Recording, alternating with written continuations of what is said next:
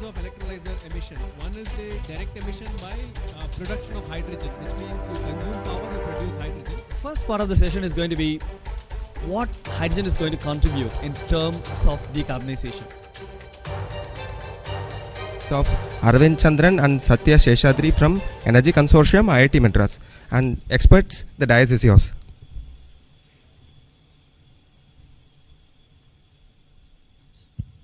So I think let me start by standing here. I hope we won't be too late like this in implementing hydrogen business. I think that's what I wanted to really say and start the session.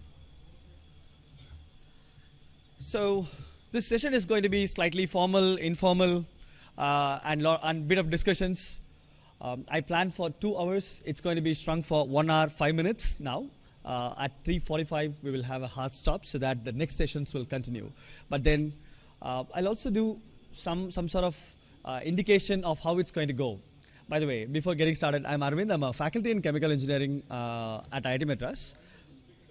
Oh, speak. Okay, should I put it like much closer? Great. Hope it's good now. So also heading the Hydrogen Valley program for the state with IIT-Madras as the lead. And also I'm a part of the Energy Consortium. Thanks Nikhil, Satya, Narsi for having me here today. And this discussion or this session is not going to be Arvind and Satya hosting it. It's about all of us going to host. All of us are going to discuss. That's how it's going to be. The first part of the session is going to be what hydrogen is going to contribute in terms of decarbonization, CLIMAFIX, how much this hydrogen is going to fix the climate and what's the role of hydrogen. And then we will have a short discussion. Next part, what we will do is that we'll have a discussion on what are the different government initiatives being taken on the hydrogen side and how investors, how companies have to respond to it is something that we will discuss. Then finally, I just wanted to have a kind of takeaway thing where we all work together and create a roadmap. And one thing that I always talk about, like anytime when I go for a meetings, I typically say this. At the end of the session, we consider that's the end of the session, but ideally that should be the beginning of the session, honestly. You know, like almost all the sessions, like wherever we attend, wherever we go for panel discussions, we discuss for 10 minutes, 20 minutes, 1 hour, 2 hours. At the end of the discussion, that's the end of the discussion. But I think that's not the way I believe we should also like take this hydrogen topic. Rather, let's put something into action. Let's take this 1 hour as a time or 1 hour 5 minutes as a time to really brainstorm ideas and how we can work together and then try to create a roadmap for the hydrogen. I think that's something we need to work on. I need all your participation. And I request all of you to keep having your QR code scanner in your mobile phone ready because there'll be a lot of things, because I need your contact details when I want to work together, because I also don't want to spam everyone. I can get the contact details from the organizers just like that, but what I want is like interested people and who are directly related to hydrogen is the one whom I want. So please help me keeping your QR scanner ready. And the first thing is that let's start with that. You can give a fun. I'll take a 30 seconds pause here to try to see if your QR code scanners can work. This will lead you to a Google form which will ask your name, company, and your email address. Phone number is not mandatory, right? That's how. Let me see. I'll take a 30 seconds pause, sorry. I hope it's working. Cool. Okay. It's going to pop up once in a while. Like in the meantime, you can have the fun. Now, let me start with the basics on the decarbonization. And I'm going to pull all of your legs throughout the session. What this hydrogen heck is doing across, you know. So hydrogen is being the kind of most important compound in the universe, and it's being used in multiple segments. So, pointer.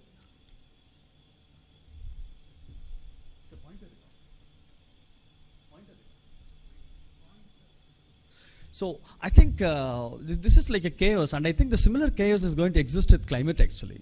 Pointer, searching for mic, delayed, and all those things. And I think it's going to happen with hydrogen as well. The way I've started, it's going to be the way the hydrogen is going to be dealt with in the country or in the world. So, okay, great. So, hydrogen is being predominantly used in refineries, for example, right? You know, for desulfurization process. Hydrogen is also being used. You can see that. Let me see if I can move my mouse somewhere and then try to do something. And it's predominantly being used in fertilizers, ammonia. Ammonia is being produced from hydrogen. And then you can also see a lot of industries, metal industries really use hydrogen as a reducing agent. And then to some extent it may go into these three sectors, transportation. Transportation includes aviation and marine transport, and also housing sector. And if you look at the types of hydrogen that people are talking about, why there is all of a sudden a chaos about hydrogen when hydrogen is already there in the world? The thing is that so far we have been generating hydrogen, what is supposedly called black or blue or gray. Blue doesn't exist now. Blue is to some extent somewhere it exists. If you can see this like kind of definition or a plot from Niti Ayog. This is not mine. This is from Niti Ayog. I kind of pulled it from there because they made a nice one. If you see, there is something called gray. Gray hydrogen, for example, is being produced through SMR process or a gasification process, steam methane reforming or gasification, and where LNG or methane or coal is being used as a fuel.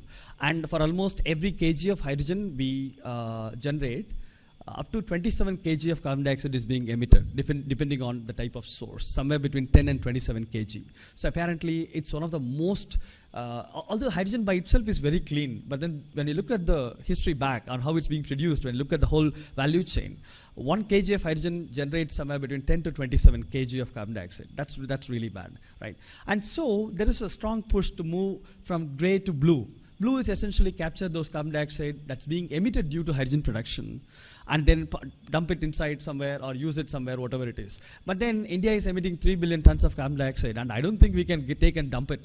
And like honestly, I think we should not follow Western mode of action plans. We go from gray to blue. Blue is essentially generate carbon hydrogen, but then there is a lot of CO2 being emitted. Let's capture those CO2 and then sequester it somewhere or utilize it somewhere.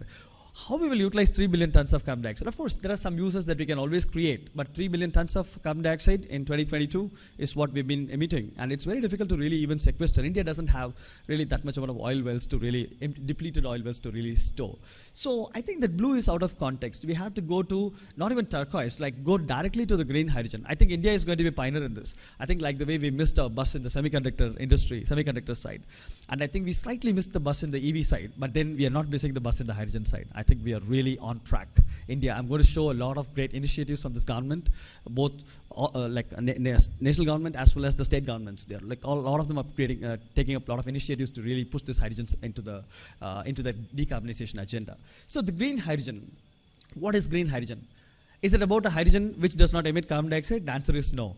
For every kg of hydrogen, you can generate up to 2 kg of carbon dioxide. Still you're going to emit and not going to go to net zero. You'll still emit carbon dioxide. That's the definition. It's impossible to go to net zero. I think India made a clever decision to go to like the 2070 target, like Western world says 2040. And it's like completely unreasonable to look into that, honestly, completely unreasonable. And how are we going to really convert all of a sudden from base load, which is thermal power plants, to renewables when there is no energy security for 24/7, right? And it's going to affect the hydrogen sector as well. Now, I'll give a bit of background about what is the status of hydrogen consumption or production at the moment.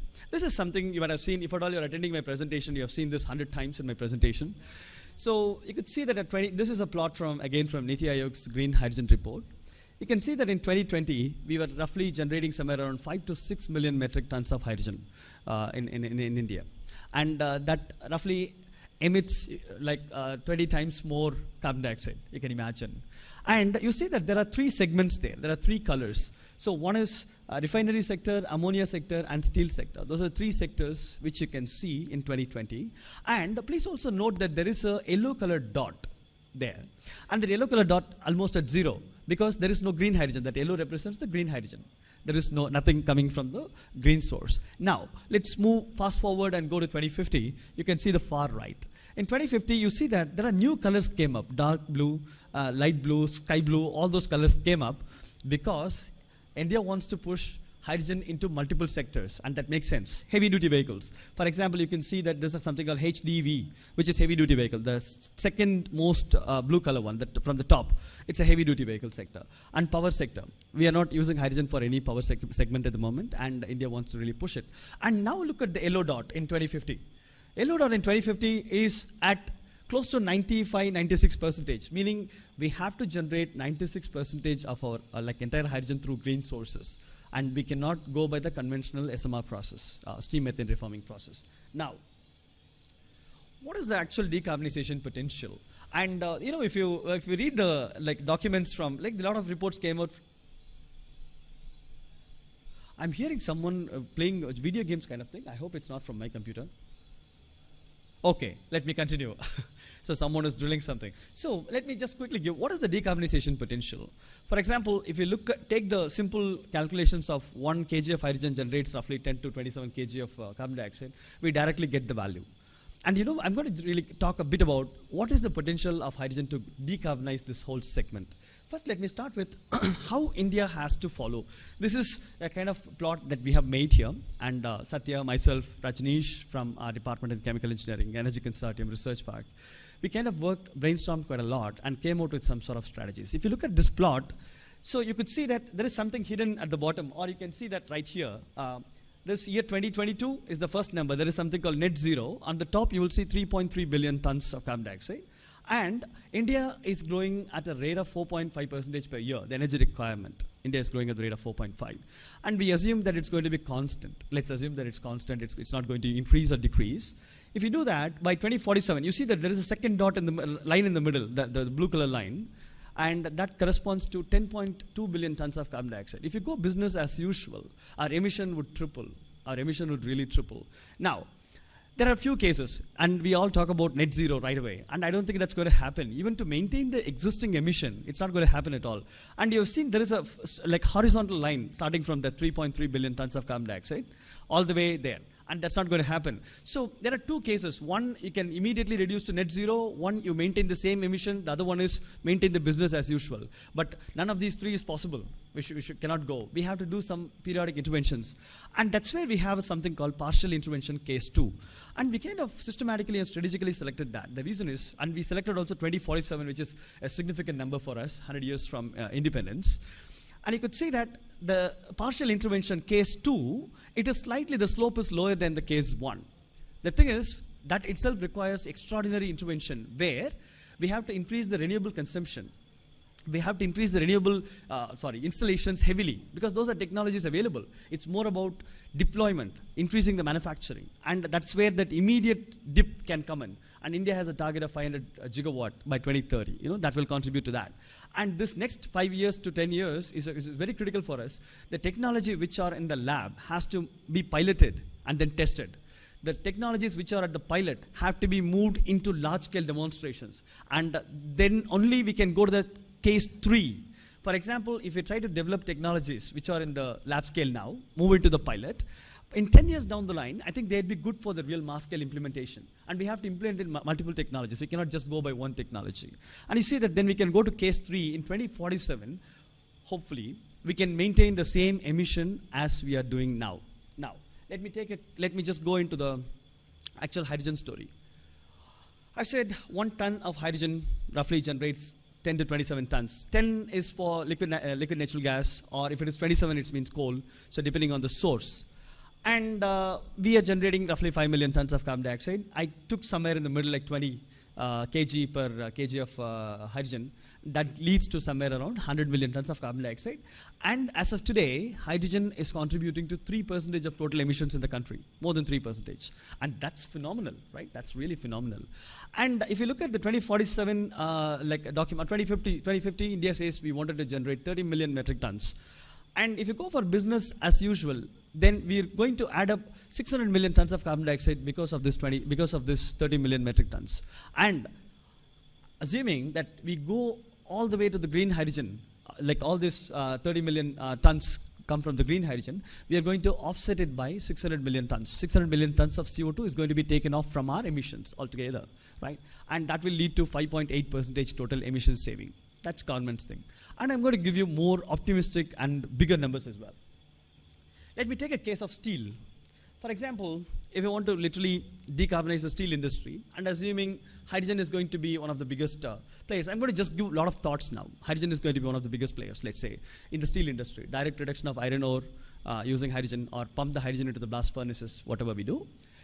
Like typically 1 ton of steel generates roughly 1.85 tons of carbon dioxide, and India was producing somewhere between 120 million tons to 150 million tons in 2021.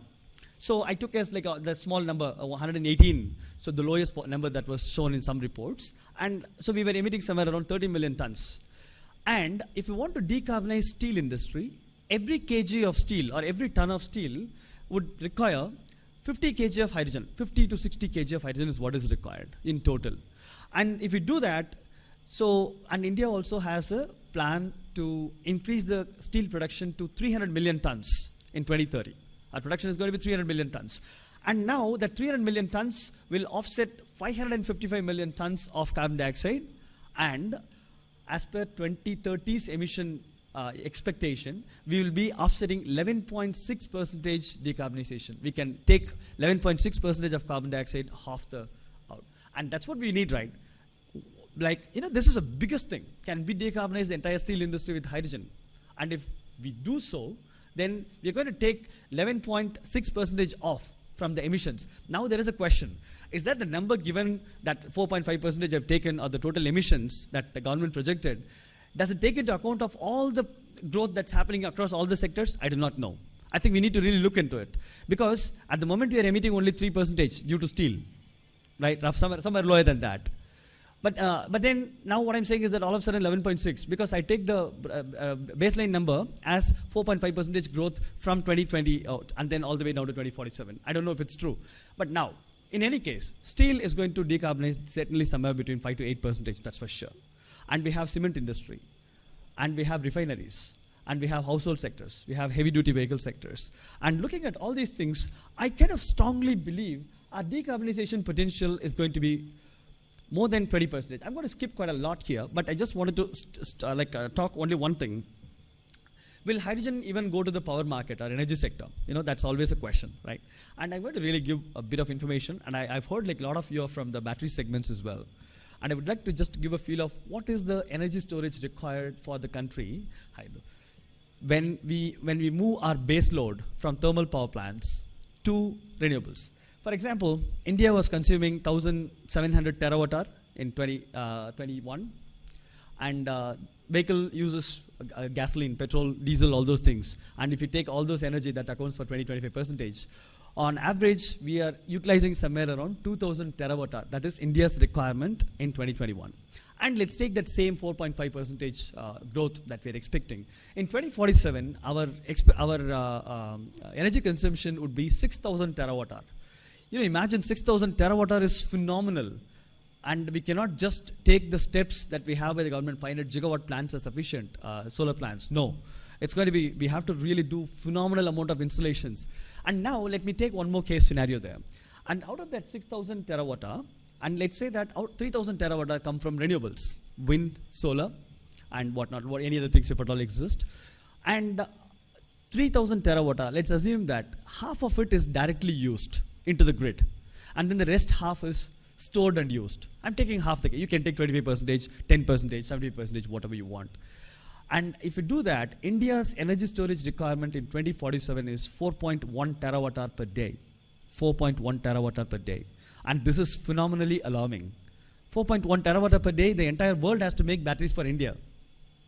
Lithium-ion batteries, for example. Only then we will meet the entire energy storage requirement, if at all we store by batteries. Or for example, pumped hydro. I think we have to really look into it. Now I'm saying hydrogen is going to play a phenomenal role in that 4.1 terawatt-hour per day. And we don't have to really, installing even gigawatt plants is very big thing. And the whole world's expectation is somewhere between 200 to 300 gigawatt electrolyzer, which will be deployed by 2030. And our production capacity is around 3 gigawatt per year now. And our expectation is 300 gigawatt by 2030, which is like 100 times more. And the thing is that there is one side, we talk about what we have to do, and there is other side, how we have to do is completely missing. And that's exactly what I want to hunt down today. And then see what is realistic. Let's be more realistic. And then that will help us really come to some sort of meaningful discussions on implementable action plans, rather than something just on document which looks quite flashy, right? So this is something, I just wanted to really stop the first session here on decarbonization. And I would like to really pull out some of you for the discussions. I'm going to walk down now. And I wanted to hear, what do you think about hydrogen? What has to be done in terms of decarbonization? Let's restrict our discussion only to decarbonization. Let's not go into the policies, government initiatives, because I'll be talking about it in the next 15 minutes after this discussion. So I would like to, people from the biomass sector, cement sector, and people from investment portfolio completely, and people from hard to abate sectors to really come out and say the decarbonization with hydrogen and what do you think about it, right? Let me walk down, and I hope mics can be available, or I'll walk with the mics. I don't know.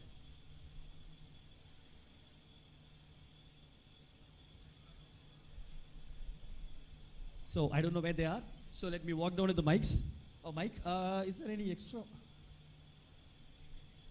So who is going to ask the first question on biomass? I think let me pull out someone on. Oh yeah. I'm coming over. So, sir, please give me an information about how decarbonization can be achieved with any of the topics. So, first thing is a deeper understanding of this, because hydrogen we are talking about for the last 3 years in an active way. We are into the biomass sector from 1984, and recently we have come into CBG. So, when we get into that for a normal 5-ton plant, or let's say a standard 10-ton plant, if we are looking at CBG, about 3.5 to 4 tons of carbon dioxide is available.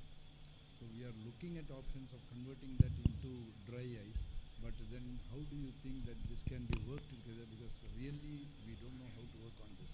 This is a waste which is now sent out to the atmosphere. So we have to work on that together and see how best this can be harnessed to convert that into a revenue stream, because if you look at the statistics, though we have around 2,800 plants, 30 of them running, nothing is profitable, and this is the issue. We have central financial assistance, but then still most of them are not even breaking even, because these revenue streams are not fully utilized. Fertilizer, compressed biogas, and this dry or rather carbon dioxide is totally wasted. Harnessing that is very important. You hit the nail on my head asking one of the important questions. This one. Yeah, this kind of. So, sir, let's keep this as a question as it is. What I would request you is, please scan that, and I would like to have your contact details. I'd like to have, oh, it's not connecting, sorry. Yeah, great. So if not, I can share my card with you. So the question is, the CO2 stream that's being dumped out is not being utilized, and it's not generating any revenue. Obviously, that's. Let's keep that question on task. Thanks, Satya. Yes, sir. Specifically, the point of biomass to green hydrogen. It's part of our national hydrogen mission as well. Let me break it down into challenges to get addressed. The first challenge is what type of biomass. And the message there is no woody biomass. Europe has moved away from woody biomass to be sustainable. That means in India, if we have to do biomass, it will have to predominantly be 2 streams, either the municipal solid waste, organic fraction, or farm agri residue biomass.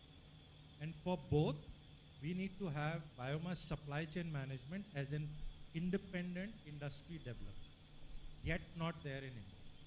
Today, and I can safely say, being one of the larger players in the supply chain management, no financial institution supports biomass supply chain management in India. I don't get it with plethora of global financial investors. So how are we going to develop this? So supply chain management individually needs to get developed. The second is getting that biomass to your hard to abate sector. That industry is not going to come to biomass. Ideally, that should have been the case. Now it cannot be. That means I need to densify biomass to move it to my hard to abate sector. And this densification thumb rule costs about $1 million for 100 tons per day. That means the number that you're talking is millions of tons of biomass equivalent. If I have to densify, where is the billions of dollars of investment going to come for such densification? That's the second challenge. If you look at that $100 million you said, like $1 million you hundreds said, of millions of dollars on densification. is it the capex investment or is it capex? Capex. Okay. Capex. Okay. Now that's capex, and I gave you a number of $1 million for 100 tons per day. You can do a multiplication factor. If you look at my working capital requirement for that biomass, depending on geographical area, 1 season or 2 season of cropping, then average number there is 2,500 rupees per ton of biomass. Okay. For aggregation, supply chain management, bringing it to warehousing storage. Thumb rule for storage of biomass is 1,000 tons per acre of land. Where am I going to get land to store that biomass? Assuming all this is done, and we will continue to do it to some space, some level, after I densify it, I need to transport it or store it. Again, millions of tons. That means warehousing development for climate and capital financing for warehousing needs to come, not there in the ecosystem. Now take it to technology. Where are we with biomass conversion to, let's say, methane or syngas, and two routes? Either you do anaerobic digestion for methane or you do gasification for syngas, and take this now to upgradation from your steam reformation, etc., to get your hydrogen. You will have to do it on site. Otherwise, the prohibitive cost of hydrogen storage, hydrogen transportation will kill it.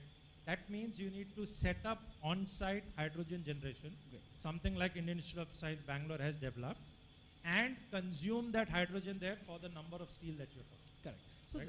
so, This entire ecosystem development of different buckets, and I'll give you a simple example. I put out something yesterday on the CBG sector, and that's where we are saying 5,000 Satat plants. We hardly have few numbers which are operating. And why? The problem statement.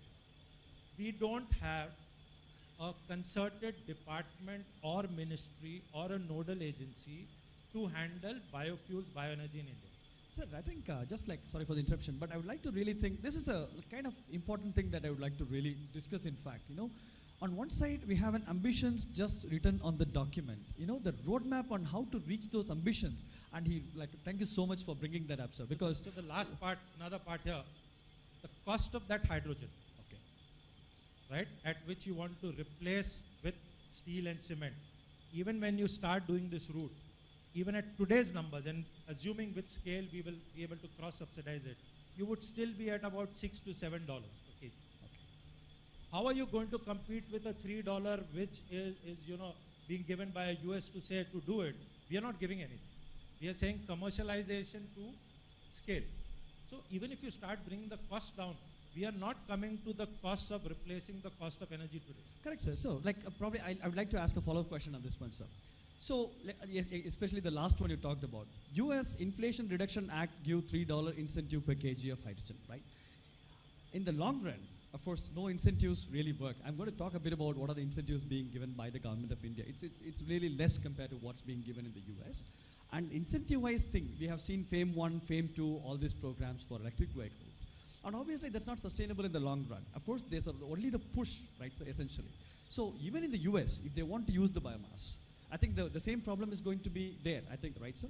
So Every biomass project in India, and I'm saying without exception, every biomass project in India is running to suboptimal capacity of 25 to 30, 35%. why is it so, sir? Because there is no investment in supply chain management. Oh, okay. So I think, There is no investment there. I'll give you some startling examples. We have 2G ethanol, IOCL Panipat, at 1,000 crores of investment, inaugurated by Honorable Prime Minister on 10th August 22, World Biofuel Day. Today we are on 22nd of September. 13 months down the line, it still doesn't produce ethanol. okay. So, sir, I think probably So, again, it doesn't produce for one reason. Biomass is not available. great, sir. So what I'll do is let's take a pause here, and I feel like the sourcing of biomass seems to be the biggest issue. I would like to definitely have your detail as well, discuss more, and we will put up a kind of roadmap. Essentially, we really need to understand where are the downsides, what are the bottlenecks, what are the things need to address, and once you put up all that on paper as a quantitative numbers, Biggest bottleneck is decision making. okay, that we will that is something that we can you influence have to over address time. it, right? That's something we can You influence have over to time. address it in terms of decision making. Yeah. Because the biggest factor is somebody who's willing to take a decision starts thinking 5 years down the line what will happen for this decision, and hence decision does not happen. The second part is the decision makers have a very short life. A minister 2 to 5 years, a bureaucrat hardly 2 years. And hence the decision making requirement is a quick turnaround of something which can get achieved in that short period. Great, sir. And So- hence the long gestation needs policy for a long term with continuity. Otherwise the private sector will not come. Definitely. So what I would like to really say is that this is a kind of problem that you kind of highlight, and this is very important. One is that let's not even look into how decision makers are going to, if they're going to take decision or not. Let's put up that the honest realities of all these things open. I think only then people will talk about it. When you talk about it once, twice, in 100 fora, then I think people will really, I mean, government of course have to listen to it or have to accept it, as simple as that, right? And definitely I'd like to follow up with you on that, sir. Yes. So sir, anyone, like before taking it up, anyone wants to talk about this supply chain issue of this biomass? Yes, sir, I'm coming over. Yeah. So please restrict your question to like 1 minute, not more than that, so that we'll have more discussions with a lot of people. So specifically, specifically on supply chain, we are working in supply chain and developing supply chain for biomass for a variety of industries. That's Sir, of course, both of you talk to each other. Great. Okay. Okay. we are from the same industry. So, okay. Okay. so we've been working on it, and we're seeing the bottlenecks. One, as Manish rightly said, the infrastructure doesn't exist today. Okay. And primarily it doesn't exist because of variety of things. One is, the culture of farming, the methods used in farming. Second is, wherever farm implements are there, they are limited to only that particular application. Okay. So the problem of stubble burning, for example, did not exist 15 years back. Okay. It's when these combined harvesters that came in as implements, the stubble was being left behind. Till that time, in manual harvesting, this didn't exist. So part of the problem is there.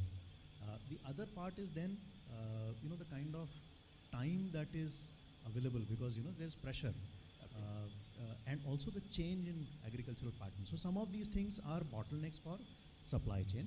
I think the bigger issue is storage, which is what he rightly I said. think that Because- thousands of acres of land is Yeah. really alarming. Because where do you do that? Yeah. Some of the opportunities that we see are, say for example, degraded land.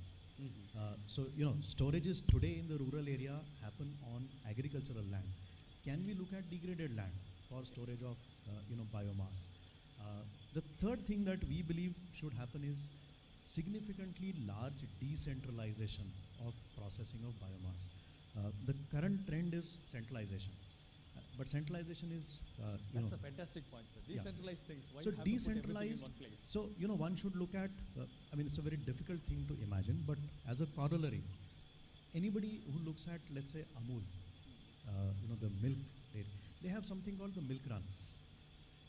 This milk run has been in existence for the past maybe 50, 60 years, works like charm, works like a clockwork, with clockwork efficiency, where it doesn't put any encumbrance or any commitment on the farmer or the milk producer's part, but Amul fulfills their part. So a similar mechanism, maybe a biomass run, has to be developed, in the rural space for the biomass to be collected properly and stored properly. I think some of these challenges, they are addressed. Definitely. Sir. And these are the bottlenecks which we see which exist in the supply chain. There are so many companies. Sir, but then you also gave a lot of solutions actually, sir. Now that's really like a fantastic points about this whole discussion. He gave a lot of solution. You also gave a solution. It's about implementation of those solutions seem to be the bottleneck. Sir, I would definitely love to have a team of people here working on the supply chain. Doesn't matter just on biomass, like supply chain in general, and also people from outside this crowd. Let's have a independent meeting sometime and then discuss. Thing is that when we talk about this issue in multiple places, or let's give out a roadmap, I think that's going to really, because we announced it in the G20 meet, like literally on the bioenergy as a big one. So meaning government hopefully will support, because someone has to do it. My last slide in my presentation is that everyone said about what to do, no one said how to do. And I think that's what I'm hearing already. Right, how to do all those things, how to implement all those things. Sir, thanks so much for your comment. I'll get back to you in a bit and discuss. Sir, you have a question. Sorry. Hi, so you raised the point about the decarbonization per se, but decarbonization is more centered into these kind of discussions. What is really happening in the market today? All the people who are talking about green are on the production side. The consumption side, if it's green electricity, they're not buying for green, they're buying for economic reasons. See the history. When the RPO was there, it was largely unsuccessful till the time it became economically feasible. Only then started gaining the traction. Electric mobility, everybody is talking about TCO. if decarbonization is the aim, that shouldn't have been the question in the first place. No, the question is all about pure business decisions. It's not driven by decarbonization at all. It is all something which is being wrapped into the green world, and we are still talking about it. Now, where we are lacking is, unlike that of the European countries, we still do not have a mass outreach of decarbonization as a subject. End consumer or end investors or retail investors still are not concerned about what really is the carbon footprint they are leaving behind.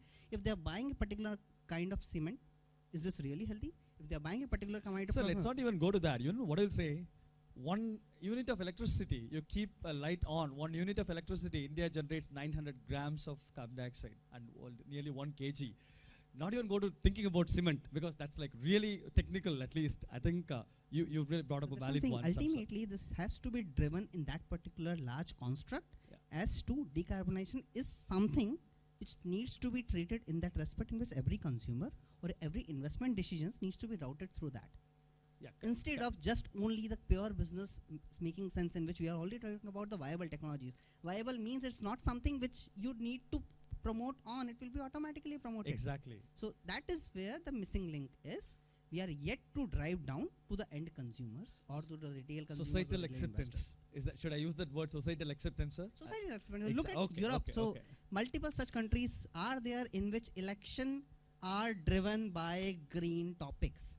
In India, we do not talk about any of these stuff. Sir, I'll come back. So there's a question. Yeah, go ahead, sir. Decarbonization is not going to be viable at this stage. There is a huge investment required into this industry, and people are not going to fund, corporates are not going to fund. The government policy and framework is going to be there. So there's going to be carbon offset, there's going to be penalties for the carbon producers. The revenue which is going to be generated from the carbon producers, that will be funded into this industry. You call it hydrogen or you call it any other technologies. With technology, nobody is willing to kind of invest now, and it's not viable now. Correct, A lot of technology which is being talked is going to take ages, and it's going to take. Sir, probably let me interfere and then say one more thing, sir. India has traditionally been a late adapter once everything has been established. And the thing is that although Indian government stepped onto the hydrogen very early, the policies that Western European governments or US adapts to really do the early adoption is something that we do not follow. And that's where the problem is. Early adoption always have a problem, and governments have been supporting everywhere. Like, for example, Inflation Reduction Act is a fantastic example, right? You know, they're supporting $3 and we are supporting 45 rupees, 50 rupees per kg. You know, that's less than $1, right? Sorry, sir? See, no. See, it's happening. What I'm saying is that when you look at the history of any new technology started, any new changes altogether, the original investments have gone from the governments heavily. For example, we talk about fuel cells, vehicle, for example, or an electrolyzer. Did we invest upfront for the last 20, 30, 40, 50 years? No. Europe invested in it, Japan invested in it, US invested in it. Now we are trying to harness the benefit of that, right, sir? So we have never been an early stepper into any technologies. That's where we kind of feel this kind of redundancy in accepting that initially there will be no economic incentive, but government has to really play a huge role in doing it. And that's my understanding, but just by looking at the history. Yeah, absolutely. We are talking about the farmers.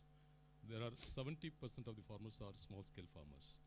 They are not able to kind of ship there or transport their producers. We are talking about the fresh producers to the market, and they are burying the producers back in the farms. Yeah, how you expect them, their waste to be brought to the centralized place? Yeah, correct. So the decentralization and all, it's very easy to talk in these kind of podiums. No, sir. Yeah. Decentralization is going to work, because let me also talk about it. Let me complete. Yeah, we are talking about 2 acres, 3 acres, 4 acres farmers. You are talking about collection of that. Okay, you know the kind of logistic for you to reach out all these farmers on the millions of hectares and acres, which is lying in Tamil Nadu itself. If you are going to collect this, that itself is going to be calling for a huge. Let me give an example, sir. Yeah, please. ATM. Go to a coconut shop on the roadside and you have a Paytm. I think it's about proper reach, as simple as that. Paytm is corporate. Sorry, sir. Fine. Yeah, Exactly. we- sir. we Probably having we to- have to follow those kind of strategies. Yeah, so the corporate kind of thinking and that kind of investment, when it comes in that kind of scale, with the help of government and government policies and frameworks, then you're going to get the kind of money. Correct, sir. Yeah. Exactly. So exactly. without the money, nothing moves, including decarbonization. Correct, sir. Sir, I think that's something. At the end of the day, decarbonization is not free. Right, sir? Shall we assume that, sir? That's what. Sure, It costs money. Yep. Right, sir? Definitely. Sir, yes, please. So, sir, please. Yeah. Hello. Yeah, go ahead, sir. Go ahead, sir.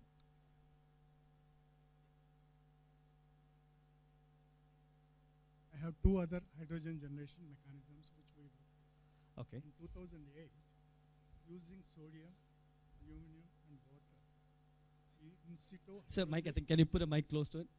we have generated a in situ hydrogen and ran a Maruti van from Chennai to Hyderabad. Sir, I have a kind of, I'm going to put a roadblock for that. Converting aluminum oxide back to aluminum is a heavy energy intensive thing. It's not No, going to work. The product, end product which we got, Uh-huh. it is a water treatment material. I don't know exact chemical. Okay, okay. But the problem which we got is 550 degrees temperature we got in the engine. Okay. And we tied up with Indian Oil. but Let's look at that full turnaround efficiency. I have I've talked to Indian Oil quite a lot, and we ourselves have done a survey. It's not going to work. I'm sorry to be No, very no, negative I'm about just this. We need to look into what is the energy I'm putting in, what is the energy I'm getting out. If that's going to be really bad, we are not going to use it, sir. Aluminum, I'm not trying to say anything about technology as it is, because science, technology is all good. But at the end of the day, when it comes to energy economics, I talk about what I'm putting in, what I'm getting out, right? That's exactly what we need. And then turn around, converting aluminum oxide back to aluminum and then back to hydrogen. This is not going to be viable, sir. The second thing, generating hydrogen from algae. Okay, That's what that's is cool. going on. Yeah. The third point, carbonization. We are working on Slightly algal. closer. We are working on algal cultivation, trying to achieve 100 tons of carbon absorbing capacity per acre per annum. Okay. We're almost reached it. Okay. Oh, that's cool. That's cool, sir. Yeah. It is free for us because algae is the product. Now you're giving a biomass to yeah. our guest out there. No, but that biomass is costlier, not $2, $3. It is a valuable product. Okay. But the offsets are the carbon offsets are. Yeah, correct. Okay. So definitely bio-based ones, because every pharmaceutical companies have a purification units for water, right? Bio treatments, right? This Essentially, that's process one way to actually do. we want to make it as a people's movement.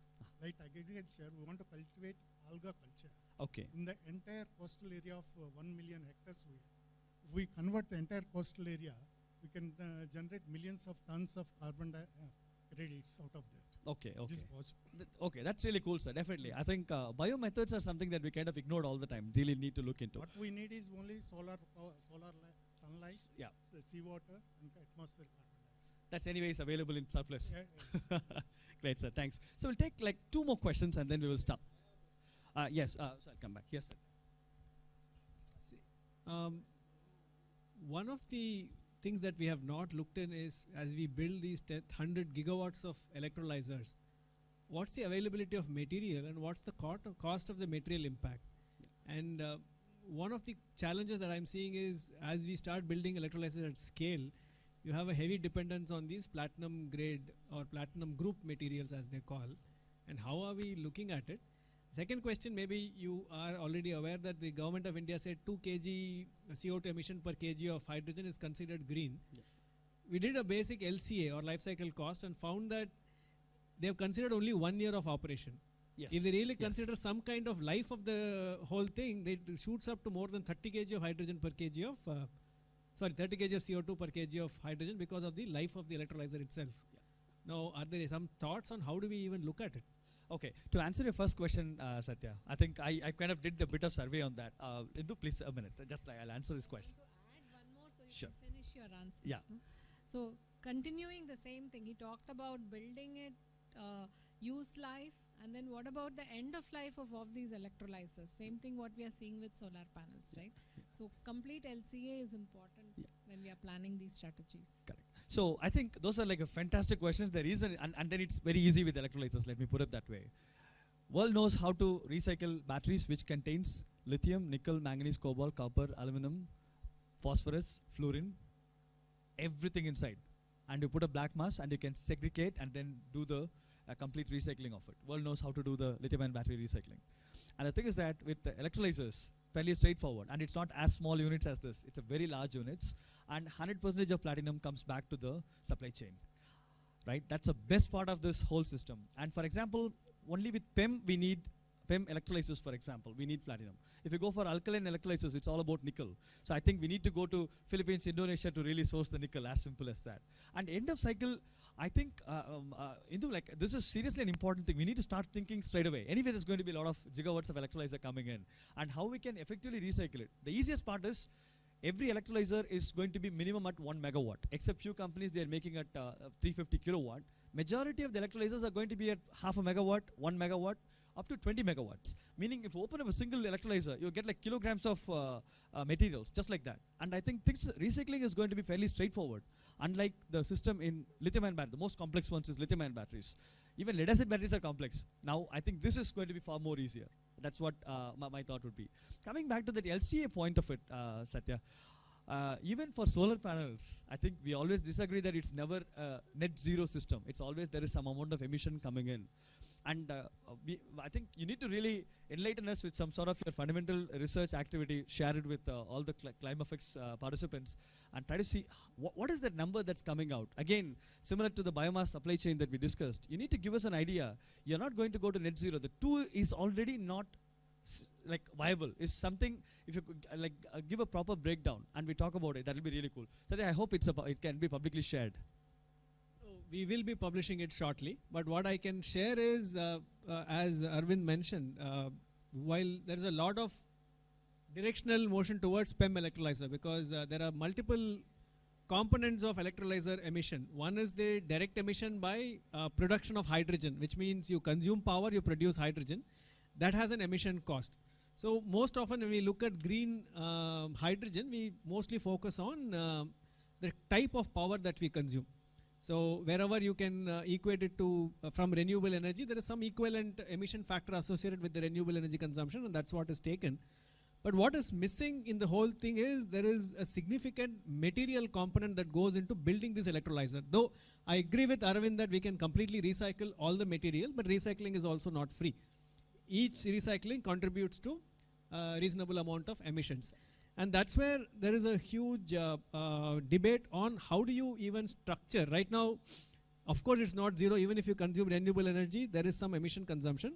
Worldwide, green hydrogen is considered as green when it goes below a certain CO2 emission threshold. For example, in European Union, it's somewhere around 2.5 to 3 kilograms of CO2 per kg of hydrogen produced. Now, India has one of the most aggressive targets of 2 kilograms of CO2 per kg of hydrogen, which as per current estimation of whatever material sourcing based on, this is again an estimation because these database can be quite misleading, but that's a fairly good consensus which says the minimum that India can achieve is right now 2.67 kg of CO2 per kg of hydrogen, which means out the bat we won't meet our green hydrogen target. So, if you really go by what is being said, none of our hydrogen will ever be green hydrogen because off the bat we are already above the target. Having said that, there is also this whole debate about cost of materials, cost of the new electrolyzer versus the cost of green hydrogen. Now, for example, when we say I want to go towards $1 green hydrogen, that's the target, right? When we do that, we obviously want to go for the lowest cost electrolyzer because capital cost is one of the biggest element of green hydrogen apart from power and water. Now, the lowest cost is mostly the bare carbon electrode, uncoated electrolyzer with simplified material sourcing. But the challenge is those appear very good for the first year of operation.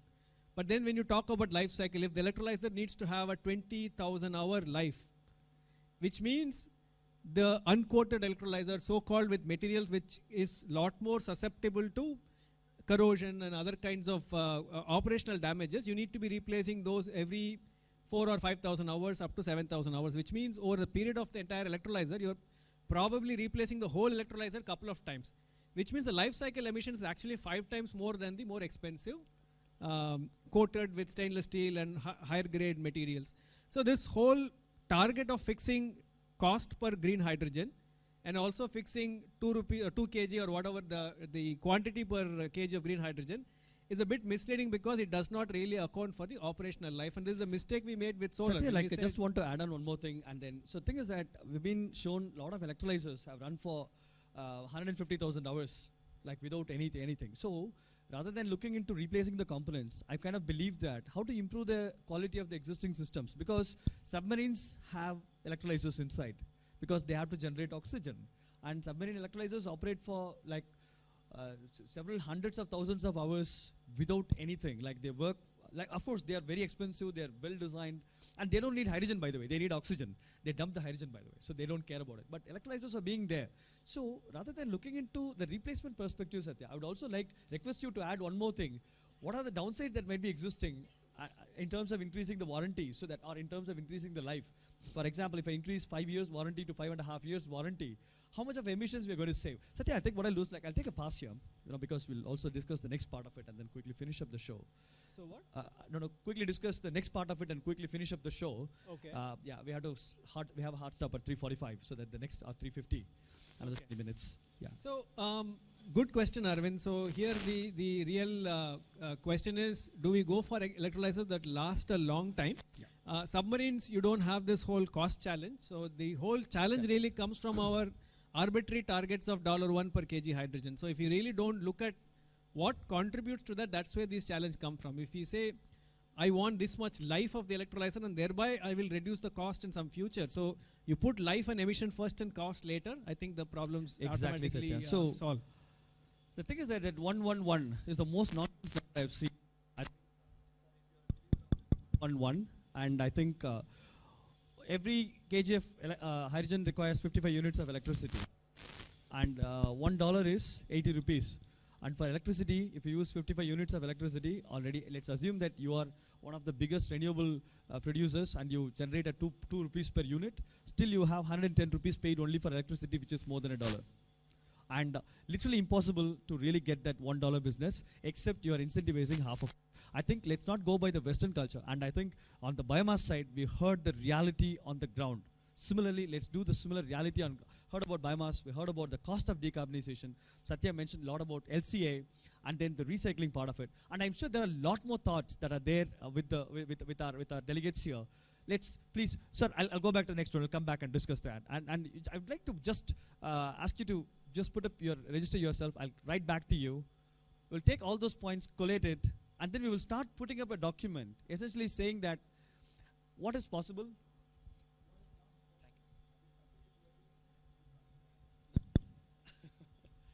So our hydrogen business is also like this mic, actually.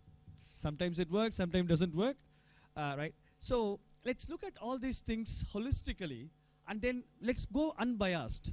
And then like looking into technology agnostic, like let me stay out of technology, whatever I'm doing, and look into what it takes to a technology to come out to the market, if it's economical, at the same time decarbonize. Similarly, policy side, everything. Let's discuss that. But before that, I'll take like 5 minutes to give a short presentation. Sure. What's happening? Yeah, I think I'm going to move to the next one. So, for example, Government of India had made a lot of announcement initiatives. Yes, now it's working. A lot of announcements, and there are at least you see that 8 different initiatives that has come. 8 different initiatives that has come up from the government. This mic has to be really reworked. I've been teaching on Friday afternoons between 2 and 5. Today I was happy that I have to talk only between 2:30 and 3:45. And then mic is taking the toll, actually, so that I have to be a bit louder. This mic is not working as the way we expect. Anyway, so the thing is that there are like 8 different things came up. All of us really talked about National Green Hydrogen Mission. But then even, Ministry of Power came up even before that. And in 2022 February, Green Hydrogen Policy from the Ministry of Power came up. And some of the I'm going to just give the highlights of what of those each of those initiatives from the government mean to us, right? I'll also discuss that. And the next thing is that NITI Aayog came out with a fantastic hydrogen, harnessing green hydrogen and its decarbonization potential document, which still act as a guiding document for us. And next thing is Department of Science and Technology on September 30, 2022, announced the establishment of innovation clusters. And you can also, then the National Green Hydrogen Mission come up. Of course, all the other activities are fairly small. National Green Hydrogen Mission is fairly large, and NITI Aayog report is also fairly large. Then The offshoots of National Green Hydrogen Missions are site programs. Those two site programs, which is strategic intervention for green hydrogen transition. There are two like incentives came up, like the way FAME 1, FAME 2 were there for electric vehicles. One for the manufacturing of electrolyzers. The second is the manufacturing of green hydrogen itself and its derivatives. The last one is like also came out on the R&D roadmap. The R&D roadmap that MNRE draft roadmap, it's not the final roadmap. R&D roadmap has come up.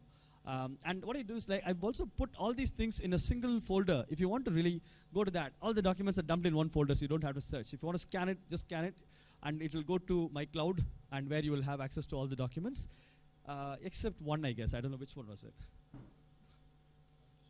So can you project the QR code in that screen? Because this is half cut already.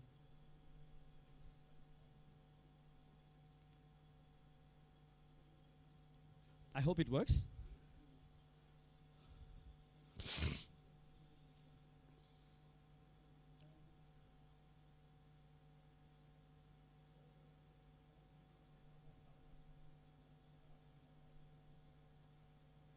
And I see a lot of phones are up, so I'll wait for another 30 seconds.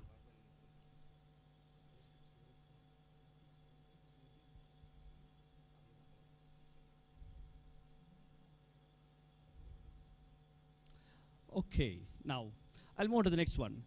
What is this green hydrogen policy from the Ministry of Power talks about? One of the most important things is that I'm sure you will love that second one.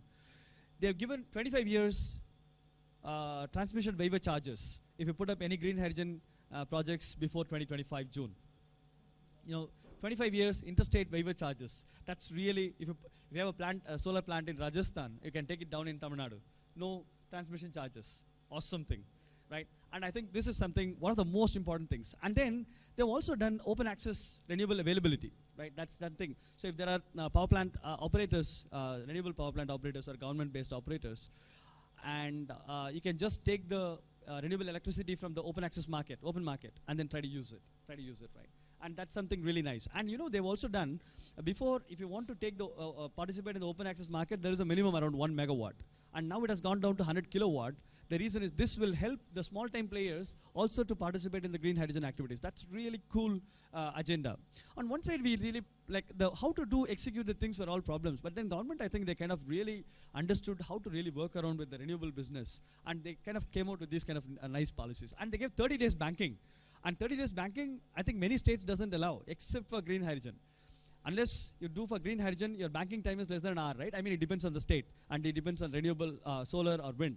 So banking time is 30 days. That's really cool. You can pump into the grid and then take it anytime during the 30 days. That's really a fantastic opportunity, right? And then you can also like build bunkers around the ports. I think the manufacturers of green hydrogen or ammonia can have a bunkers to store this green hydrogen or ammonia near the ports for export market. Now, let's go into the National Green Hydrogen Mission. So the first few lines were very exciting. Always, as always, it's kind of your blood boils up when you see that, for good reasons. India wants to be self-reliant in energy. That statement is something I like, and I think we can definitely do it. You know, we have one of the lowest renewable pricing across the world, right? I mean, we have achieved it, and I think in renewables, I think we can definitely do. I mean, in hydrogen, we can do it. Next thing is that one of the important things that they also talk about is we wanted to have 5 million metric tons of green hydrogen by 2030. Let's see how reasonable and possible it is, but I think that's the kind of mission that they have, with the possibility to expand it to 10 million metric tons for export market, right? Like essentially half local consumption, half export market. That's what they're looking into. And it comprises of ministries, scientific bodies like DST, PESO, MNRE, BIS, a lot of people, and R&D institutes. Their biggest agenda is create skills, bring incentives, and bring investments, and at the end eventually reduce the cost of hydrogen to an affordable price. Like that's something we are talking about quite a while now. And this is not from me, this is actually taken from the National Green Hydrogen Mission report as well. And the overall, the expectation is around the investments may come out around 8 lakh crore. Let's see how easy it is. And then we need around 600,000 skilled people. And EV industries know what is the attrition rates. I think if you talk to EV industry people, they sit and cry because People get trained here in 6 months, they move to the next company because there's always opening everywhere. And I think no one learns anything in depth. Just keep moving bucket to bucket, and that's what is going to happen with hydrogen sector. If we don't really work on hydrogen, Energy Consortium is really a fantastic activity on skilling on the hydrogen sector. Thanks to Nikhil and Satya for this initiative, the hydrogen programs, training programs.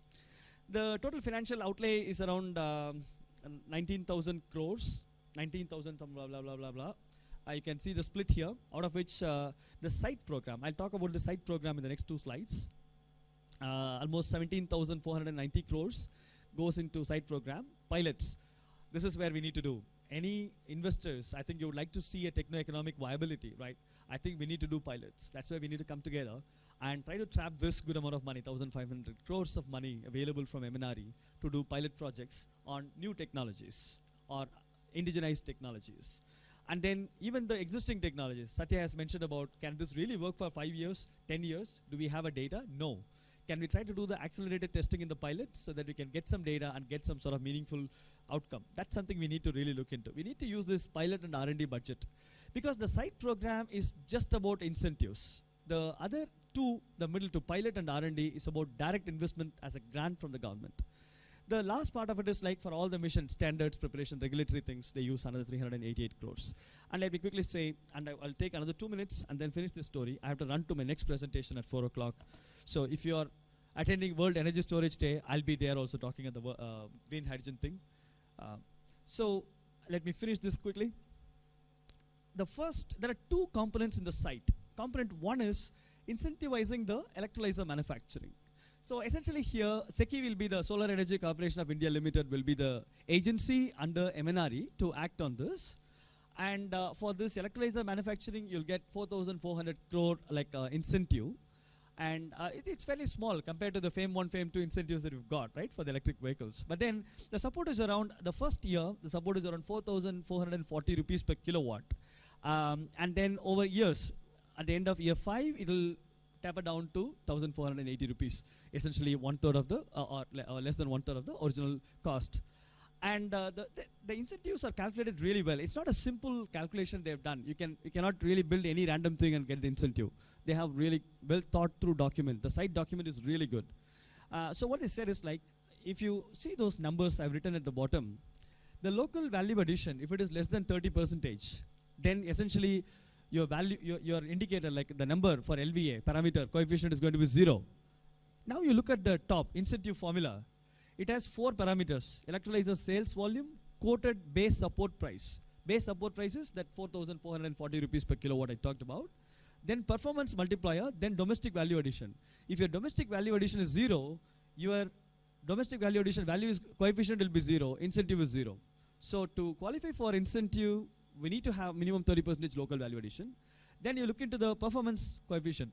You know, like there are many manufacturers in the country, small time manufacturers. If you're planning to invest in them, first check, can they generate 1 kg of hydrogen with less than $55 per kilowatt hour? Then you qualify for the incentive.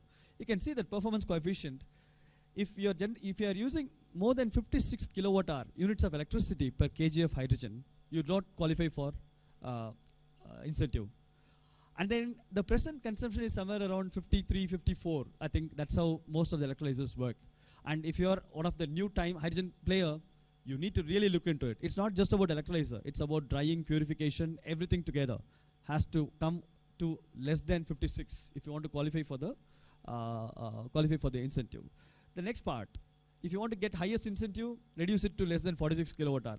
I think that's almost like we have to give it to ISRO scientists, like it's like moving to Mars. So it's almost like that. It's really very difficult to attain at the moment, but they've given that value as well. This is about the incentive for electrolyzer manufacturing, and there is also incentive for green hydrogen production. And again, this will be on who is asking for the lowest incentive. This will be for 3 years.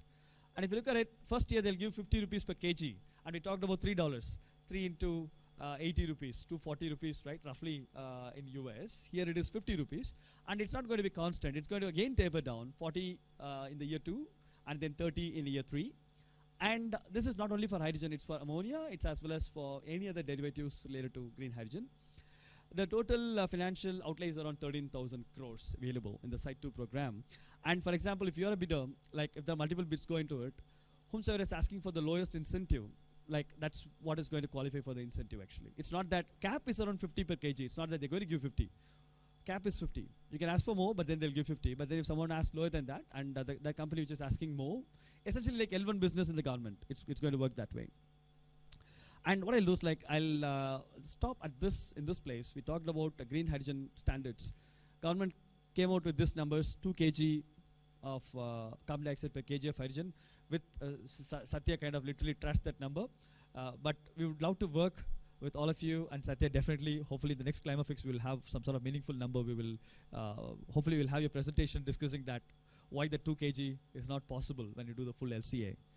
And they considered both electrolyzers and biomass route. Although US, UK, the entire European market doesn't consider biomass as a viable route, and I think India we need to consider addressing all the supply chain issues, storage issues and all those things, because we have too much of biomass leftovers from the agricultural residues. We need to look into it.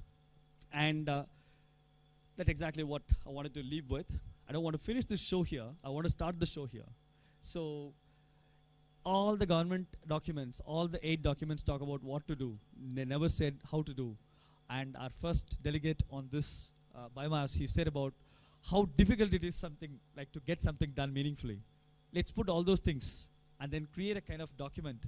And so please do, again, if you missed, scan this, and I'll reach out to you through Energy Consortium, and then we will work towards some sort of open doc, put all our thoughts, and then eventually we will refine the document. And then if you keep talking it at multiple places, government has to hear that, right? And eventually that will be the point where government will possibly think about the policies, right? And I'll stop here, and let me not take more time. And there's going to be 2 announcements. One, Zintech wants to give a bit of information about the electrolyzers that they're making, or accelerated programs, and Satya wants to make a short announcement. I'll sign off from here now. Thanks so much for bearing with me for the last 1.5 hours.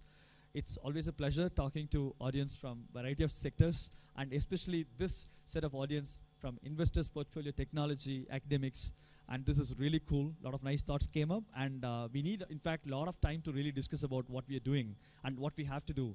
And let's continue this discussion, and let's make a meaningful outcome of it. Even if we have to say no to some sectors, let's put it on paper, and let's do it quantitatively, right? What is not possible, what is possible, and what is the roadmap? Like that will help us really move forward towards the green hydrogen economy, towards this decarbonization. And I wanted to talk about my Hydrogen Valley, but I'm not talking about it in the interest of time. But I'd like to just show my contact details. That's there. If you want to ping me, you can ping me as well. And in any case, I'll reach out to you for bugging you more. Thanks so much for being here at IIT-Madras Research Park. Enjoy the rest of the time in the CLIMAFIX. Thank you.